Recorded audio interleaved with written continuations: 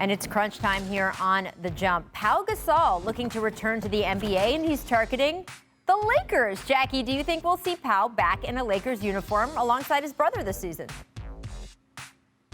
I would love it. I love it when brothers play together. I'm still hoping the Curry brothers get to play at some point together. But it's been a while for Pau. He's 40 years old. So I think it's going to be difficult, but I'm all for it because Pau Gasol is everything that's right with the NBA. I would love to have him back in the league. Yeah, I think this would be perfect. He's a Laker. He's won championships with the Lakers. His brother is there. For them, I know what that would mean to Marc.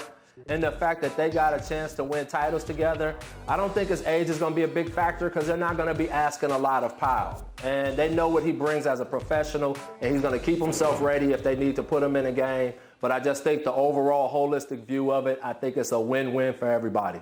Absolutely. All right, I want to switch gears to the Warriors. Steph Curry said that having some time off after the Warriors' 5-year run was useful. He said, starting from ground zero is kind of awesome. Fizz, do you think that the rest last season for Curry and the Warriors was better for them, in fact, than making another deep playoff run in the bubble if they weren't going to win it anyway in that scenario? Absolutely. I think what you always end up seeing now is that when you have these dynasty teams, the thing that ends up ending the dynasty is injuries and cramps and things and age.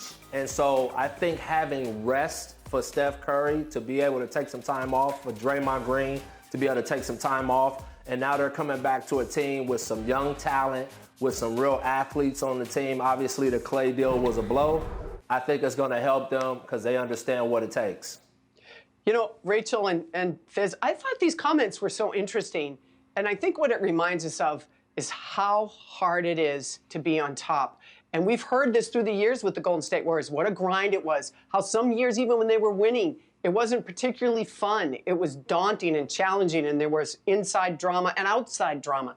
And so I think what Steph's saying here is, hey, let's get back to our roots. Let's just play ball. I love playing. I've missed it. I've been hurt. Let's start from scratch. They seem to love the young kid Wiseman. So it's just a very interesting take on his career. Yeah, if you were at that NBA Finals, you saw just how drained everybody on that Warriors staff, everyone on the squad was at the end of that finals series. And look, we saw it again when we revisited the Last Dance season with the Bulls, right? And Scottie Pippen's been here on this set talking about just how wearing it is.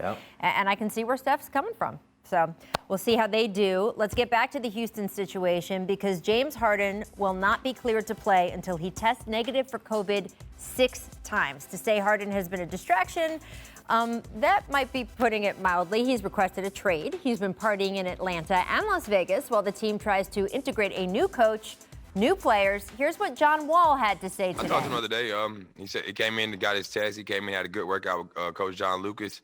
And that's all I can say. That's all he talked about. We didn't really talk about too much more. We have a relationship with being friends before basketball. And whatever he's going through, he'll get through it and make the decision what's best for him. And I think the front office do the same. So classy there from John Wall. John Wall has now had to talk about this. Stephen Silas, PJ Tucker. Jackie, if you were one of Harden's teammates who are the ones who have been answering public questions about this, how would you feel right now? I'd feel pretty exhausted, and I haven't even played a game yet. And it seems a little unfair, obviously, to the guys who were there, especially when all the ruckus about Daniel House breaking COVID protocol in the bubble. And now James Harden's just literally flaunting the COVID recklessness. But I will say this, I've learned one thing covering this league all these years. Talent always trumps temperament. If they help you win, the players will forgive you. They want to win, and James Harden is one of the most unique offensive players. He'll help them do that.